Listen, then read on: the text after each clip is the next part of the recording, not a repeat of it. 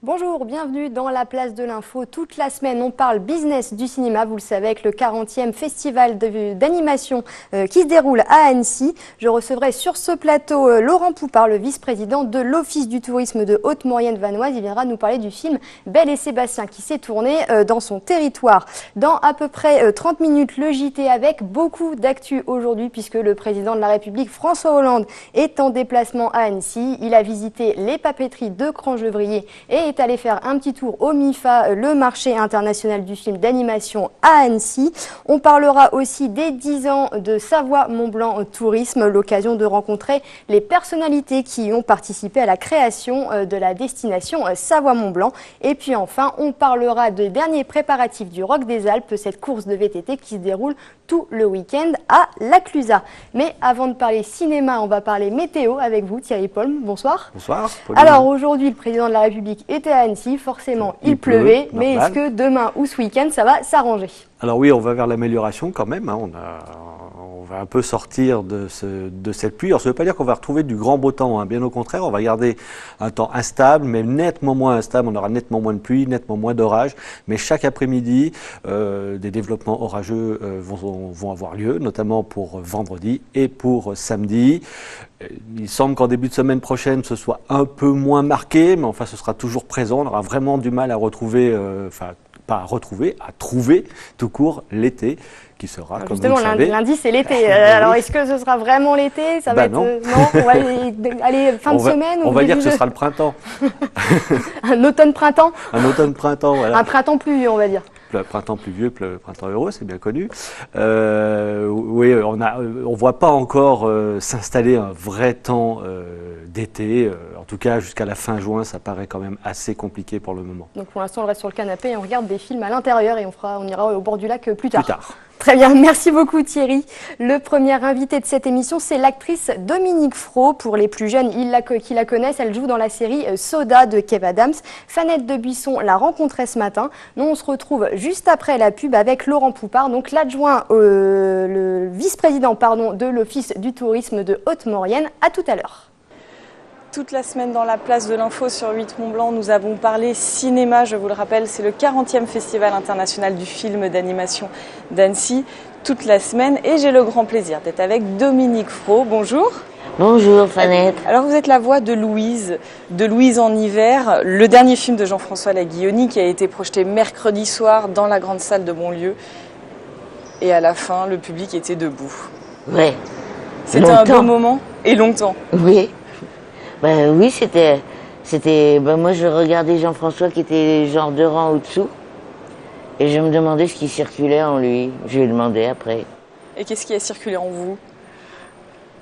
Je me le demandais, donc du coup on se demande plutôt qu'est-ce qu'il ressent lui pour essayer de comprendre ce qu'on ressent, ce qu'on ressent soi-même. Il n'y a pas de mots en fait, hein, il n'y a pas de mots parce qu'on a vu ça. On a vu ça se faire sur d'autres films, avec d'autres gens. Finalement, on se demande toujours ce qu'on perçoit soi-même, donc on se demande ce que perçoivent les autres pour essayer de savoir si qui que ce soit sait ce qu'il perçoit. Voilà. Alors ce qu'il faut dire, c'est que dans ce film, Louise, elle passe un hiver seule sur une plage. Oui. Donc c'est un film qui est peu bavard et où votre voix est très présente. Oui. Comment vous l'avez préparé, ce rôle-là? J'ai rien préparé, c'est juste une dame qui ne s'attend pas à se retrouver seule et qui, se retrouvant toute seule, affronte quelque chose où on sent qu'elle est à la limite du supportable. Elle va avoir trop peur ou trop de joie méconnue ou oubliée. Et puis en fait, au lieu de s'enfuir, elle se met à se souvenir de ce qu'elle a oublié, au point d'avoir oublié qu'elle l'a oublié, en en acceptant une vie dans la ville, dans la capitale, où elle est étouffée dans des rôles, pas seulement étouffée, elle a son rôle de mère, de fille, de grand-mère, de ceci, cela. Puis un jour, elle se retrouve seule, affrontant tout ce qu'elle a oublié en vivant tous les rôles qu'elle vit. C'est la première fois que vous posez votre voix comme ça pour un film d'animation. C'est une expérience qui vous a plu? Beaucoup. Parce qu'il y a quoi? Parce que en fait, ça rejoint ce que je disais avant. Quand on est dans la boîte noire du studio, on a 3 personnes derrière la console qui font leur travail d'enregistrement. Et nous, on arrive les bras ballants, on n'a pas de décor, on n'a pas de choses intellectuelles autour pour dire qu'on est en train de faire de la culture et qu'on est fonction de la culture. Non, on est juste un être humain les bras ballants. Du coup, on s'approche de personnages comme celui-là, qui sont les personnages qui tout d'un coup sont tout seuls, hors fiction. Et dans la boîte noire du studio, on oublie beaucoup sa fonction d'acteur. Alors que quand on est sur un tournage normal, on est très en fonction. On vient vous chercher pour aller au maquillage, pour aller au costume. Vous avez votre loge. Dominique Faure est attendu. Ceci, cela. T'es là, voilà, tu es respecté. Les techniciens, tu sens qu'ils te regardent comme quelque chose d'assez important. Voilà. Et il y a un endroit, la boîte noire, où personne n'est important, personne n'est pas important. Et moi, j'aime bien ça. Et ça fait tout d'un coup une autre identité. C'est-à-dire, il n'y en a plus d'identité. Vous êtes attaché à Louise? Oui, c'est un mythe. Hein. Et moi, hier, j'ai reçu ça pas comme un film, mais comme un tableau. Et donc, c'était pas le tableau, parce que le tableau, il l'a fait avant. C'est un tableau. Et c'est un tableau, mais c'est un tableau qui a une longueur, un espace, un temps, et une voix. C'est un tableau qui parle, et c'est ma voix. Bon, c'est une espèce de cadeau. En regardant le film, je me disais, j'ai un cadeau. Je sais pas de qui il vient, mais c'est un cadeau. Parce que j'avais l'impression que c'était un film, c'est comme une Bible, quoi. Parce que ce personnage, c'est nous tous. C'est cette partie de nous qui s'éloigne des choses pendant qu'on y est, quoi. Qui reste en distance, qui reste en silence. Et donc, j'ai l'impression que c'est un film pour tout le monde, dans tous les temps.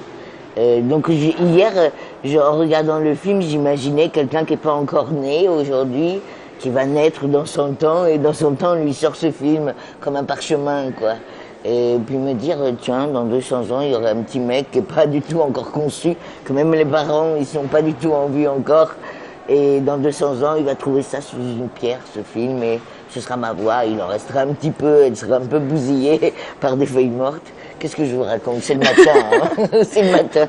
Alors cet attachement au personnage, Elie Moon là aussi avec Sid, il était à Annecy en début de semaine. Je vous propose de l'écouter, on se retrouve juste après. Ton amour me donne des peines. Tu es la truelle de mes yeux. Veux-tu être ma femelle pour la... J'aime bien le personnage, je trouve... J'aime bien retrouver la voix de Sid. Non, je me lasse pas parce qu'en fait... En plus, j'ai un attachement affectif avec ces personnages, avec les films. Quand j'avais fait le Astérix de Alexandre Astier, bon, lui, c'est mon pote. Donc, on avait créé les voix avant qu'il dessine. Donc là, il s'inspire des voix. Mais là, pour l'Âge de glace, non. On arrive vraiment en fin de course. C'est pas frustrant parce que... Je vous dis, non mais c'est tellement une grosse machine, c'est un truc de fou. Il y a un mec aussi qui est spécialisé pour trouver les vannes. Je vous dis, il y a un département pour chaque truc, quoi. C'est dingue. Donc non, nous, on arrive à la fin, mais c'est pas grave. Moi, j'essaye d'amener mon petit côté, de personnaliser, je vais pas dire de le sémouniser, ce serait très prétentieux, mais j'amène mon énergie, ma fantaisie, ma sensibilité, j'en sais rien, mais c'est déjà pas mal. Vous avez pu aussi un peu mettre vos touches sur les mots, sur le texte? Ben, vous savez, quand je mets mes touches, c'est pas c'est justement les miennes à l'endroit où j'ai pas dit vas-y là actionne telle commande. C'est à un moment quelque chose vient de moi et je m'étonne autant que Louise va s'étonner d'avoir cette voix-là, quoi. Les choses qui sont réellement moi, c'est celles que je n'ai pas voulu, quoi. C'est celles où je dis bon c'est quoi là qui se passe là, c'est quoi qui se passe et j'aime bien, ça me traverse et heureusement que la vie n'est pas toute prévue par un cerveau qui dit attention là tu mets telle couleur. Non. Là, quand je vous dis, les choses de moi, de Louise, elles sont venues vraiment, comme là je vous parle, c'est le matin, j'ai à peine dormi, je me suis énervé pendant 2 heures pour trouver une voiture, et ce qui sort de moi, je pense que, voilà, je suis pas là à actionner aux commandes, à dire il est bien de dire ceci et pas bien de dire pas cela, quoi. Merci beaucoup, merci. Ouais.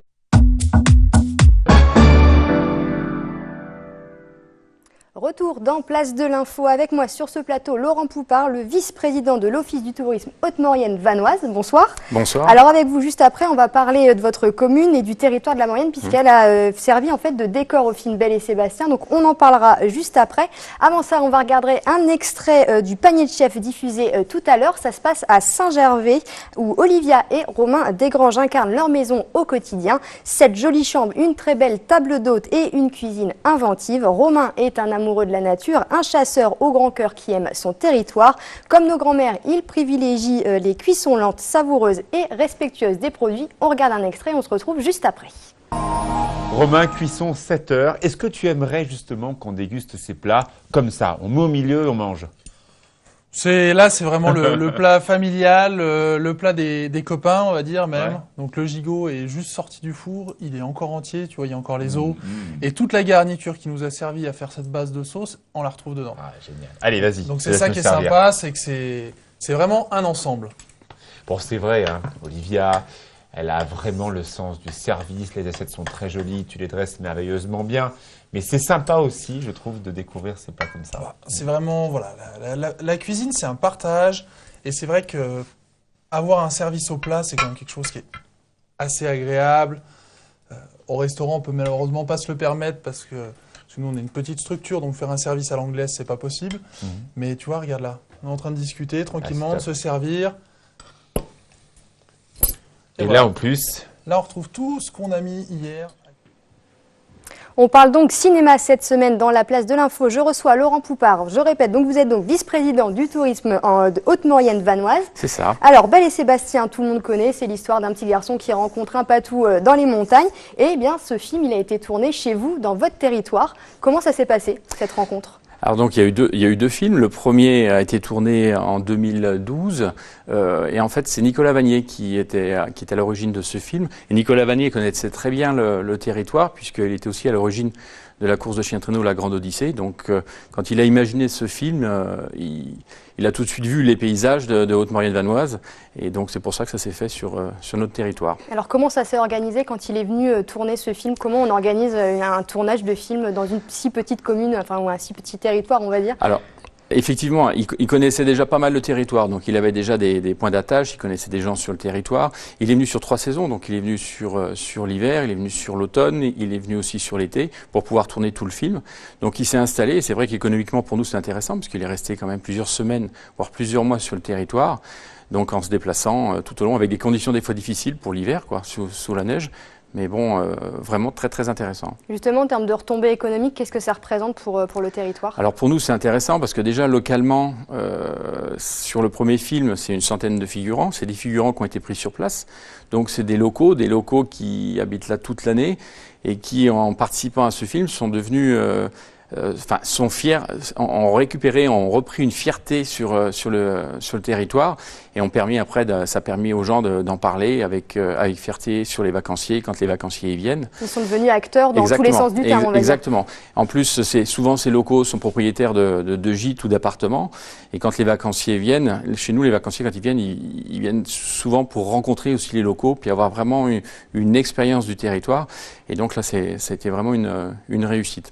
Les films, j'imagine que vous les avez vus. Qu'est-ce Oui. que ça fait de voir son territoire sur grand écran? Alors, nous, on reconnaît bien, parce que c'est vrai qu'à chaque vue, que ce soit sur le premier ou que ce soit le deuxième, on reconnaît l'écho, on reconnaît Soleure-Sardière, on reconnaît des maisons d'Embrament, on reconnaît le lac Blanc. Enfin, vraiment, c'est... Et c'est ça, c'est ce que je vous disais tout à l'heure, c'est vraiment une fierté pour les gens du territoire. Alors comment alors, les gens viennent, les réalisateurs viennent. Est-ce que comment après c'est géré après? Est-ce que vous avez un regard derrière sur le film? Alors, comment ça se passe? Non, on n'a pas de regard du tout sur le film. Nous, on aide dans tout ce qui est gestion, c'est-à-dire pour les hébergements, pour la restauration, leur trouver des lieux. Il faut leur trouver un chalet d'altitude, leur trouver une maison, leur trouver un paysage. Mais on n'a pas du tout le droit de regard sur la façon dont se déroule le film, quoi. Mais avant, vous avez un vrai travail quand même avec le réalisateur pour juste vous disiez trouver ces lieux parce que les connaissent pas forcément. Vous connaissez extrêmement bien votre territoire. Voilà. C'est une vraie aide que vous leur apportez. Trouver les lieux et trouver les figurants aussi, parce qu'il y a eu une grosse partie du travail aussi avant pour trouver les figurants. Alors il y a tous les âges, des hommes, des femmes, des enfants, des personnes âgées, et ça vraiment toute la frange de la population locale. Et ça a été compliqué de trouver des figurants? Non. C'est vrai, les gens se sont pris au jeu et ont été vraiment intéressés de participer à ce film, quoi. Alors ce choix de territoire, il a été aussi simple parce que du coup, il n'y a pas eu grand-chose à modifier pour les besoins du tournage finalement. La Haute-Maurienne, c'est vrai que c'est une vallée qui est restée très préservée. On a tout un versant qui est sur le parc national de la Vanoise, l'autre côté sur le col du Mont-Cenis, et les villages sont assez concentrés. Et on a des villages très anciens comme l'Écho qui sont restés vraiment à l'identique.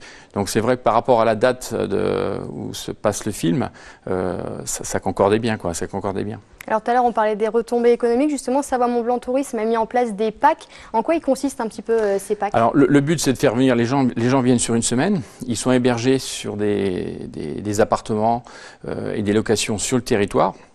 Et ensuite, avec un accompagnateur en montagne, ils vont se promener tout au long de la vallée pour aller voir les lieux de tournage. Donc les gens, il y a aussi un repas traditionnel, il y a des petits cadeaux, ils ont le DVD du film, ça leur permet aussi de faire une comparaison. Donc ils voient exactement l'endroit où a été tourné, ils peuvent comparer avec le film. Et quels sont les retours des gens qui ont fait ces randonnées? Qu'est-ce qu'ils vous disent? Ça c'est exactement, c'est pareil en fait. Les gens deviennent un petit peu fiers d'avoir été sur les lieux de tournage. Et puis quand ils repartent de chez nous, c'est pas comme un vacancier qui a consommé seulement. Ils deviennent quelque part un peu amis de la Haute-Maurienne et puis acteurs privilégiés, quoi, en fait, vacanciers privilégiés. Et du coup, ils reviennent aussi derrière parce qu'ils ont découvert le territoire autrement? C'est le but. Le but, c'est qu'ils puissent en parler autour d'eux, parce que le bouche à oreille est quand même très important. Et puis qu'ils puissent dire à leurs voisins, à leur famille, que c'est des paysages extraordinaires et il faut y aller, quoi. Alors ce pack, très précisément, ça dure combien de temps, combien ça coûte et comment on s'inscrit? Alors c'est sur une semaine, c'est à partir de, je crois, 250 € pour 4 personnes. Et puis donc ça comprend donc un meublé, donc le logement, en fait, le logement. Il y a un repas traditionnel et puis il y a l'accompagnateur tout au long du séjour pour aller voir à des moments bien précis les lieux de tournage. Dernière question, vous espérez un troisième Belle et Sébastien, on imagine? Ce serait bien, ouais. Il n'y a pas de raison. Je veux dire, le premier était un succès, le deuxième aussi. Il y a quand même, je crois que le premier c'est 3 millions d'entrées.